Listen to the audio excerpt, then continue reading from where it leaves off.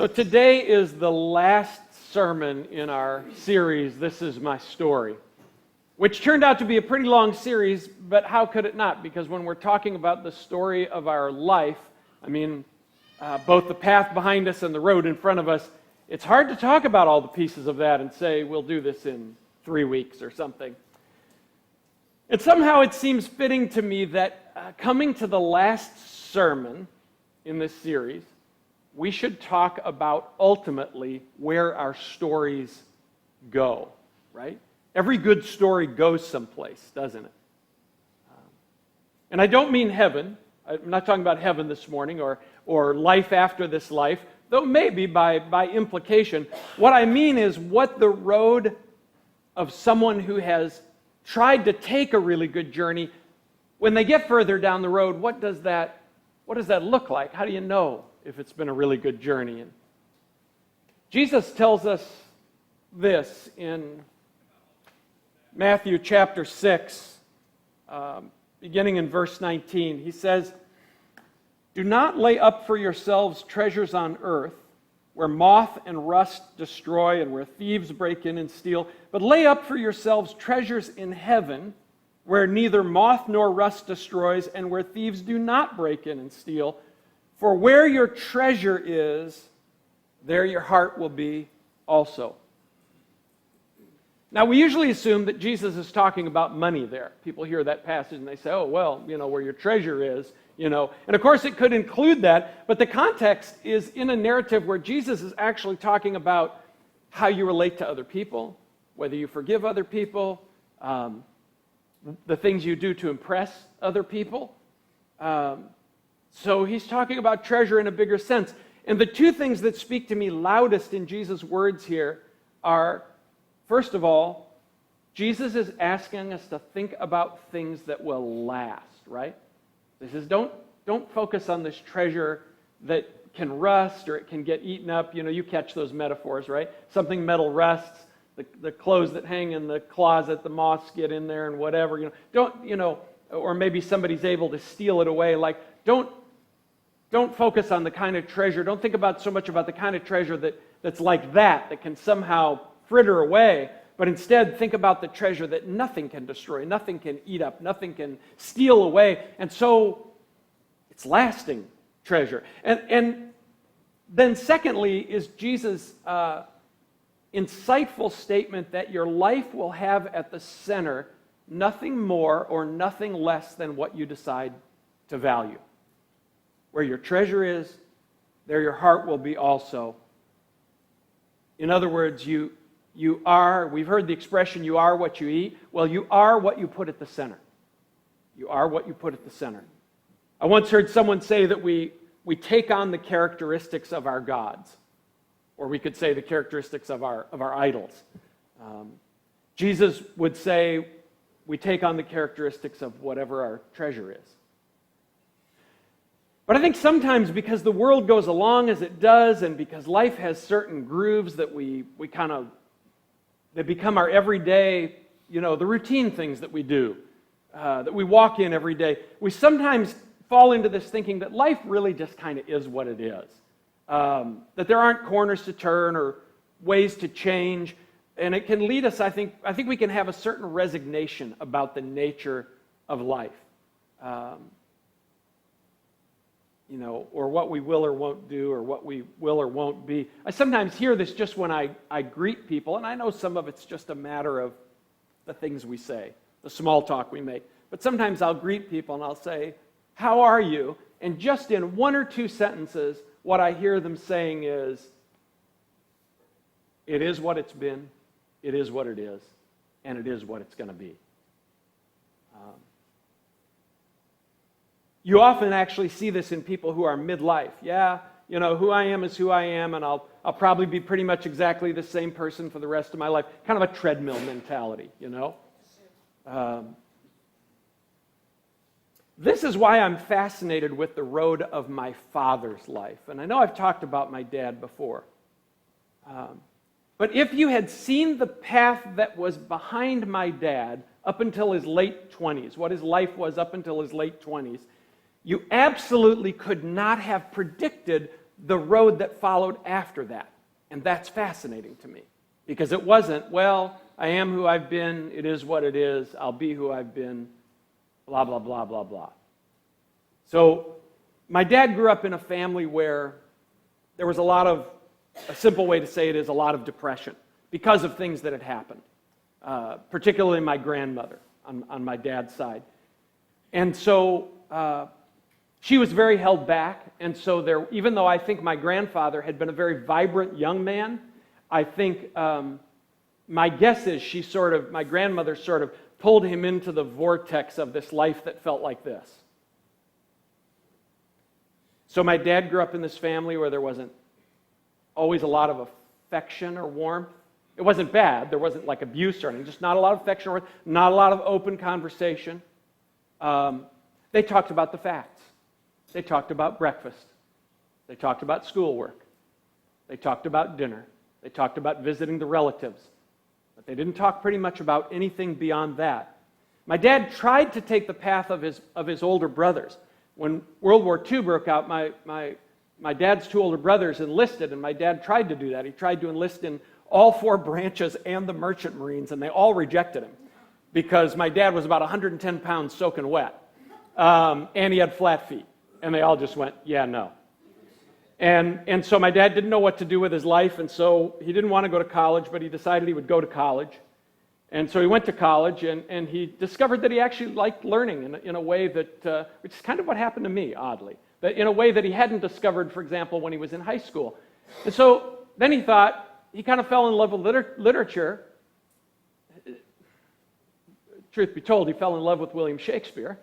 And he said, I think I'm going to go study literature. And so he went to the University of Wisconsin at Madison, and he met a guy who was a Christian. And this guy was a Christian in a Catholic context, but with a heart alive to Jesus Christ. And he began to have conversations with my dad, and he began to take my dad to, if you know anything about Catholic colleges, they often have a student center for Catholic students called the Newman Center. So my dad started to go to the Newman Center on Friday nights because they would have these talks where someone would give a talk about faith. And so my dad started going to this, which is actually where he met my mother. And my mother was going for the social aspect. She was a grown-up. She was, born and bred Catholic, and it was like, yeah, we're Catholic, but my friends will be there. So, so she was going to hang out with her friends. My dad was there because something had triggered in him. Something wanted to know. Something was curious. Something in him was asking new questions about God, and by inference, new questions about life. And so my dad, at the age of about 27 in graduate school, came to faith in Christ. Unlike his siblings, my dad embraced the idea of family, of having a family.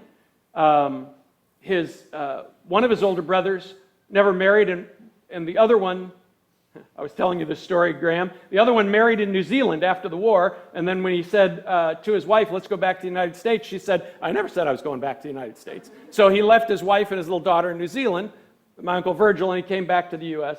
And sadly, my dad's younger brother, who was actually the favorite for me, and I think for my older brothers, of the three uncles, my Uncle Bill killed himself well into adulthood. And that's a long story. But unlike his siblings, my dad, he didn't just say like, oh, I'm going to get married and have a family. I think my dad recognized that living out family life was not just about what you build for yourself, but that the good path involves generating something for someone else also. I think for my dad, it was like, this is what you do, is there's something now as a follower of Jesus that you're supposed to give away, and part of the way my dad did that was in having a family and being able to love and serve his wife and his children. And my dad became a man of literature, and with that, he became a man of ideas, of thinking, and he became a man of the heart. He became a man with a very open heart, that was perhaps the biggest departure from everything he came from. My dad became a man with an open heart. And I didn't really realize all this until almost the end of my dad's life. And as my dad sadly died kind of young. But as I began to realize it, and as I began to become more aware of the family and the kind of the ethos he grew up in, I was like, how did this happen to my father?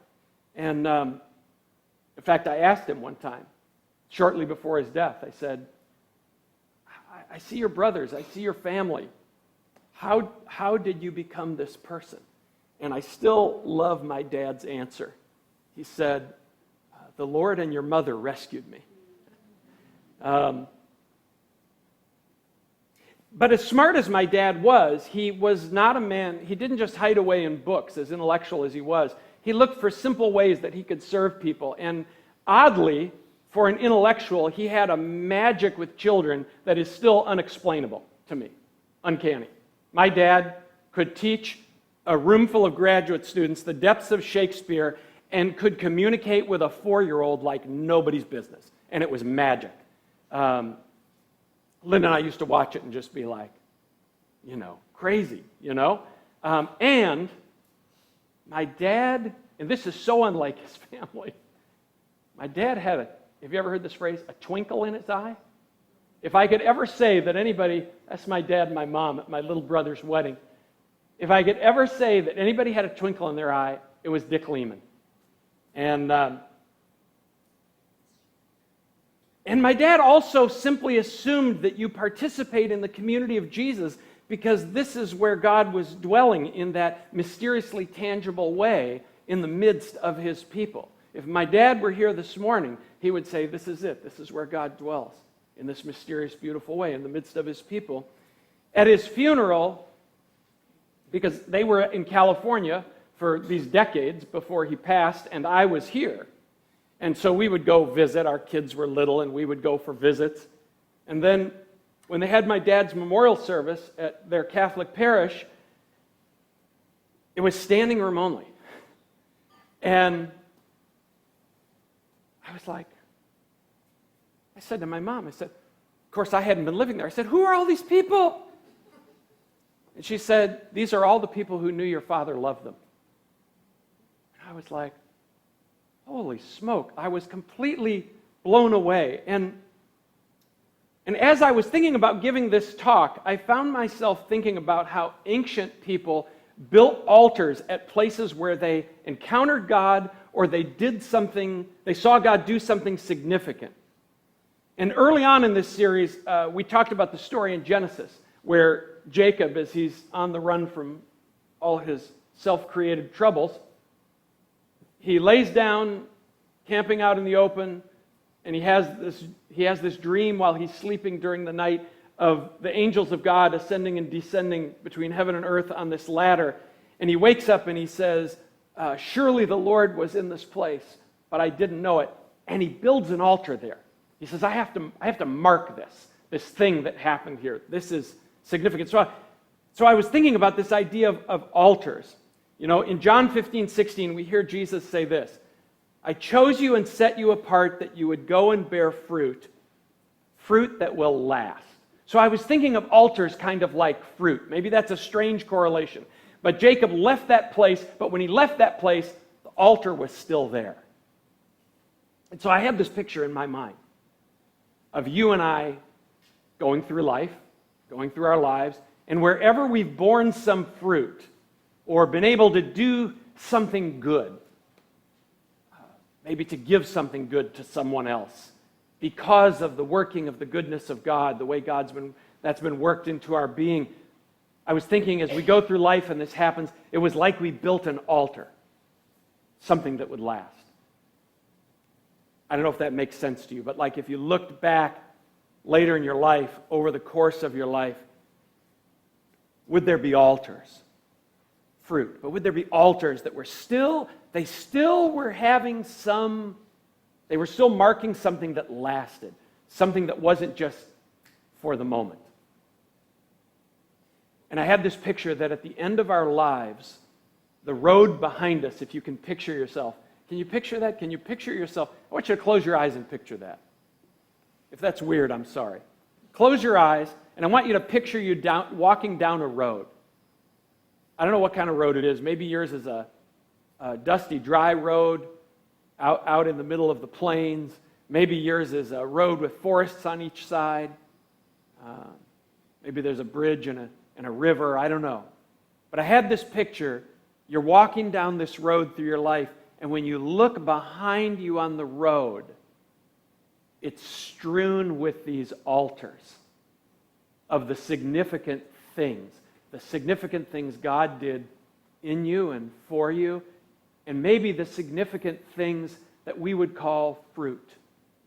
Some good impact that was had because of something that came through you to another person. The road behind my dad had an altar every few miles. But then I also thought, well, this is a morbid topic for a sermon. Because it's like a looking back from the end of your life sermon. It's all about legacy. It's like an old people sermon, right? Maybe. And maybe I'm thinking about it because I'm not 24 anymore. I know that's a shock to you. But I'm preaching it anyway, and I'll tell you 2 reasons why. First, the clock actually is running on your earthly life. That may seem irrelevant when you're young, but just because it feels irrelevant doesn't actually make it any less true. You get a certain number of days. You get a certain amount of time in this earthly life. That's just the way it is. You have a finite number of days to make choices about what your treasure will be, who you want to be in the end, and what altars you're going to leave behind. And I know, as I say that, please don't hear that in like a pressuring way. Because, I don't preach that way because I don't like to be preached at that way. So I'm not standing up here this morning saying like, hey, clock's running. I know it's an up and down experience, but you better get your act together because time is running out quicker for some of us than others. That's not what I mean. That's not what I mean. We all know life is this up and down experience. And that sometimes we take, 1 step forward and 2 steps back. And that life has its seasons, and all the seasons aren't the same. And I think that's normal. I think that's just life. But the question still matters, doesn't it? Like, where am I going? Who am I becoming? What do my footprints in that dusty road look like? Are there any altars along the road that I've left back there that are good somehow, that made a lasting difference in some way for some situation or for someone? I'll tell you one thing that's funny about thinking about this at this stage in my life is that, and some of you will know what I'm talking about, and some of you will be like, I have no idea what you're talking about, Pastor Fran. But, because it's in the category of not so great theology. How's that? So when I was young, we came from our liturgical church roots, Linda and I, and we came into the kind of churches that were very Bible preaching, and that was great because we learned Scripture and we experienced the Holy Spirit and all these good things that came with it. But we were also taught this theology that's really only about 200 years old. And maybe you believe this theology, or maybe you've taught this theology, or maybe you've read the Left Behind books and you thought, wow, this is the ageless Christian truth. But it's really not. So this sort of dispensational, the big word is eschatology, which is just like the study of the end things, the things at the end. And what we all were taught was that the book of Revelation and a little bit of Daniel and a couple quirky things Paul says are a roadmap to the last days events in the 20th or 21st century. So here's what I want to tell you.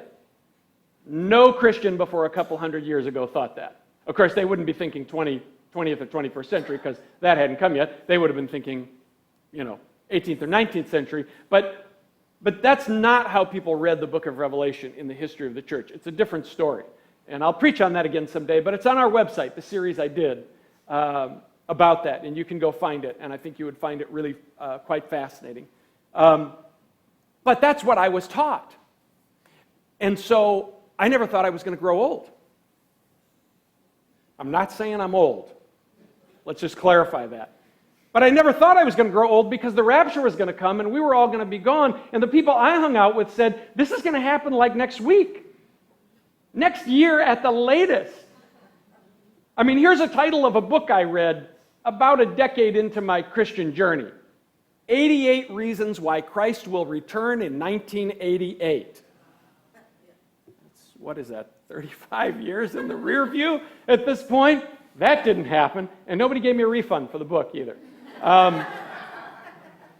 So I never thought, so why would you ask questions about, what kind of fruit you're going to bear, what kind of altars you're going to leave behind, or whether you had a lasting impact in some good way? Why would you ask those questions? Because, man, you're going to be out of here like tomorrow,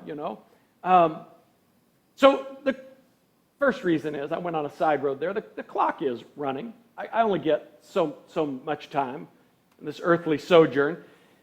And second, you aren't ever too young to start building good altars along your road.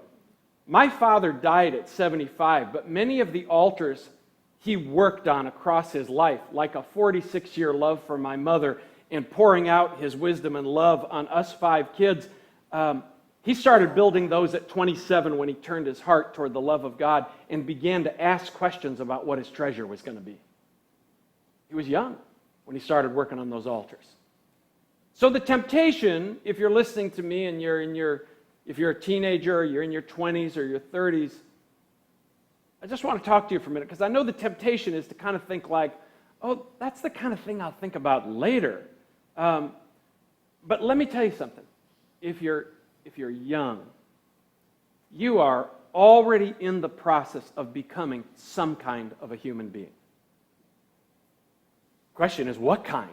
But you are already in the process of becoming some kind of a human being, and you're already forming ideas about what you think really matters in your heart, in your life. You're forming these ideas. What really matters? And you might not be thinking about it like I'm thinking about it, and you might not get up every day and say, now today I'm going to deeply ponder what I think is most... you might not be doing that. And yet, kind of underneath and behind the scenes in your heart and mind, those ideas are starting to come together. So if you're young, I would respectfully suggest to you that the time to start paying attention to those things is actually now. And that the kind of altars, the kind of fruit you're going to bear later will be shaped by what's being shaped in you now. Jesus taught us that Jesus stepped into a time and place in the world filled with externalistic, kind of legalistic religion, and Jesus educated us, and he said, don't you know that everything that comes out of a person's life actually starts on the inside. Starts here and here. It's later when we see as we sometimes say around here, it's root then fruit. This is the root, and then it comes out. Good, bad, or whatever. So what are we talking about? What do these altars consist? And I just want to give you 3 categories, and what I'm hoping is you'll kind of think about them in your life. One is we have the opportunity to build altars of relationships, right? Think about the relationships in your life. That might be with your partner. That might be with friends. That might be with your children. I'm so grateful for my kids. I screwed up parts of my altar with my kids when they were growing up. I shortchanged them time-wise a little bit. I was working too much and planting a church, and they kind of got the short end of the stick sometimes. But somehow at this stage, at the ages of 38 and 40, they think the altar's pretty good. They think we did all right, and I'm grateful for that. It might be an opportunity you have to build an altar with a neighbor, of some goodness that you're able to extend, or some relationship you're able to have with a neighbor or an extended family member. I guess what I'm trying to say is, morbid old guy sermon, when I get to the end, I'm hoping that there will be somebody who says, Fran gave me some good things in our relationship, through our relationship. That's an altar I want next to my road behind me. I think another kind of altar is the help that we give to other people on their journeys. I think that those of you who came down and volunteered at Iglesia Bethania on the east side of Joliet yesterday, I think that you were building some altars for some of those families and some of those kids. Some of those kids are going to grow up, and some little piece of what they think about joy and love is going to tag back to an empty field behind a church on the east side of Joliet. And they're going to say, yeah, there was something good there. There's something good about life, especially because they live in a neighborhood where there's a lot of tough stuff about life that's coming in every day. And you guys went down there and built some altars and said, hey, no, there's this good stuff. And so the help that we give to other people, and that can be in lots of different ways. It could be in any of 1,000 forms, right? You know, in my earlier years as a young Christian, I thought that the only thing I was supposed to be giving away was just a very fast attempt to convert everybody to my faith. And I love to share my faith, and I want to see people find this beautiful relationship with God. But I also recognize now that every day God gives me all kinds of opportunities to just give something to someone. It might be something little. It might be, the other day I was in a store, and the girl who was ringing up my stuff looked like life was not good on her face. And I was in a hurry. Are you ever in a hurry? And I thought, no, just, and I stopped, and I said, hi. She was kind of like, hi. I said, how are you doing today? She was kind of like, And I said, yeah, some days are like that, aren't they? And then she paused, and she looked at me, and she said, some days are really like that. She goes, some months are really like that. And I said, well, I'll tell you what. I said, I'm hoping and I'm going to pray that your month gets better. She just gave me this look first like I was a little insane. And then she said, thank you. You know, there's just 1,000 ways you can give something to somebody if you're aware of it. So relationships, the help we give to people on their journeys. And then the last category I was thinking of is just the opportunity that we have to share the hope and beauty that come from God. And by that, I don't just mean sharing the Romans road and converting somebody and putting a notch on your belt and saying, you know, another one going to heaven, you know. I'm talking about, we understand that here, right now, that what God wants to give to people is His own goodness that erupts into a vision of the goodness and beauty of life, even in a world that is filled with struggles, and even in lives that are sometimes marked by struggles. I'll tell you a story, and I thought, should I tell this story, should I not? But the person I'm going to tell the story about, I'm pretty sure never watches this. And if she does, she knows I love her. So those of you who were at our barbecue, a couple of weeks ago, 2-3 weeks ago in our backyard on a Sunday evening. Right before the barbecue, right before it started, as we were getting set up, something tough happened at my next door neighbor's house. And I won't tell you the story, but they're in a lot of tough places in a lot of ways. I wouldn't even have time to tell you. And it's tough and it's heartbreaking. And our next door neighbor, Liz, who we've come to love deeply, she has been at an overwhelmed, discouraged place in her life. Feeling alone, as much as we try to reach out and love, but feeling alone and feeling like there's no hope. There is absolutely no hope. So I went next door right before the barbecue to try to help with a little situation. And I said to her, hey, we're having a party. And then she was like all guilty, like, oh. And I'm like, no, it's fine. Because she had taken me away. I said, no, it's fine. I said, why don't you come over and have something to eat and just hang out? Get out of the house, come over, hang out, have something to eat, you know, whatever, right? And so usually when I tell her stuff like that, like, hey, we're doing this, why, you know, she doesn't. But she did.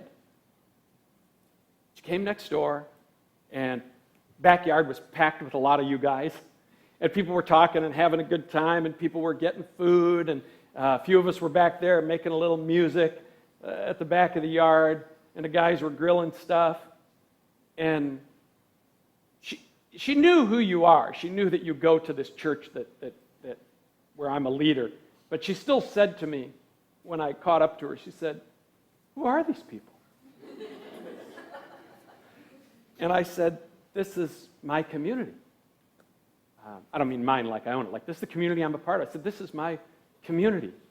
And I said, I've been telling you for a couple of years, this could be your community too. These people would love you. And then she looks at me and she starts to cry and she says, this is beautiful. This is beautiful. And I'm not saying that changed her whole life that day. But I'm saying she got a glimpse of the beauty and the goodness that actually exists behind all the pain and the struggle, over and around all the pain and the struggle. And I think if we'll slow down enough and become these people of open hearts, we can share the beauty and the goodness. We can somehow, by our actions, by our words, certainly by our love, we can somehow say to people like, there is something big and beautiful to be found. And I know you're in a place of pain or discouragement or hopelessness, but let me give you a taste of it. And that taste could be as simple as a hug or a kind word for someone who needs it. When I think of my life, I guess I'm hoping that I want to build some altars that constitute blessing people.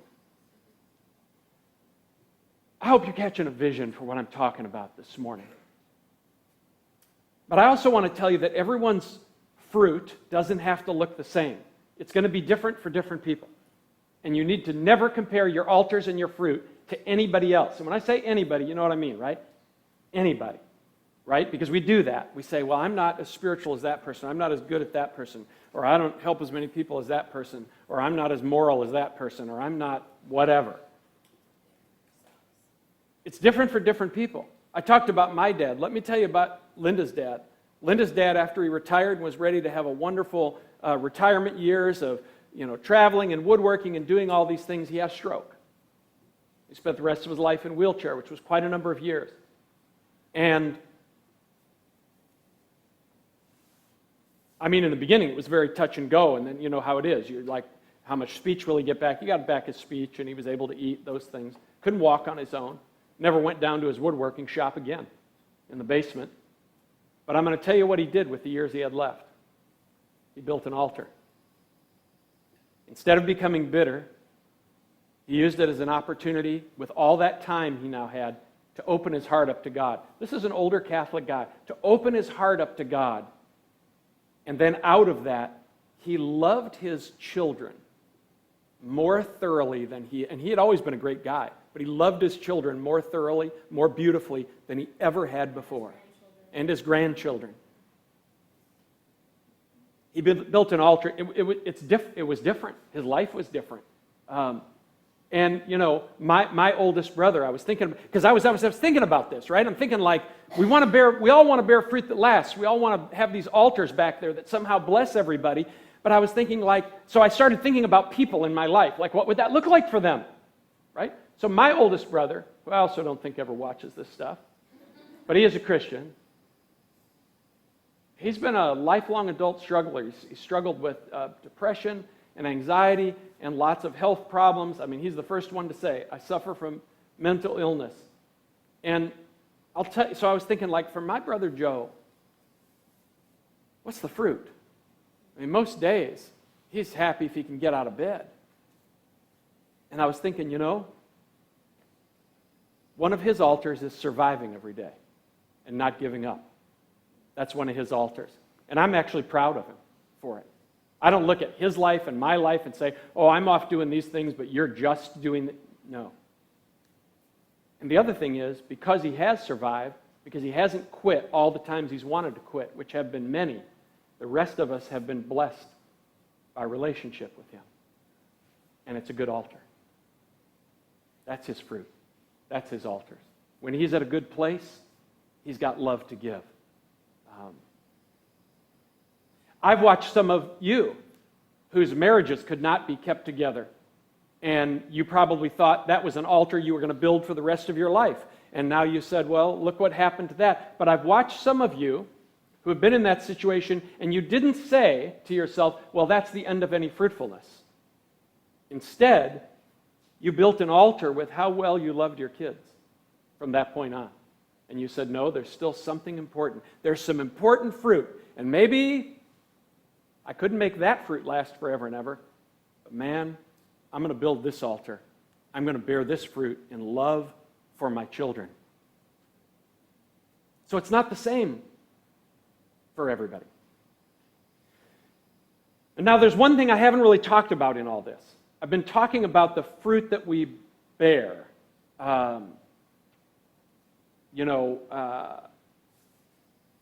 And how that hopefully can grow into a good tree. Jesus, in his parables, he might also suggest to me, because he talks about seeds and trees, but he might also suggest to me that what we need to talk about is baking the bread and the meaning of the yeast. Jesus said the kingdom of the heavens is like yeast that a woman mixed into 3 measures of flour, and then she watched the bread rise. So what is the yeast? Yeast is the life of God in us. The yeast is the life of God that changes us on the inside and begins to bubble up and begins to ferment and begins to grow into something bigger than it started out to be. So I guess what I want to say at the end of this message this morning is that the fruit we bear, the altars that last, the altars that get built along our road, they come out of who we are. And who we are comes out of the journey of the heart that we take. And I know from experience that nothing can lead to a good journey of the heart more than the life of the good and beautiful God in us. So that's just for me. I know people live life in all kinds of ways, but for me, you guys have heard me say this before, I don't even know who I would be today if the Lord hadn't come and found my bedraggled self and taken a hold of me and begun to ferment this new life in me across these years. Jesus says it better than I can, and I want to read it to you as I end this morning.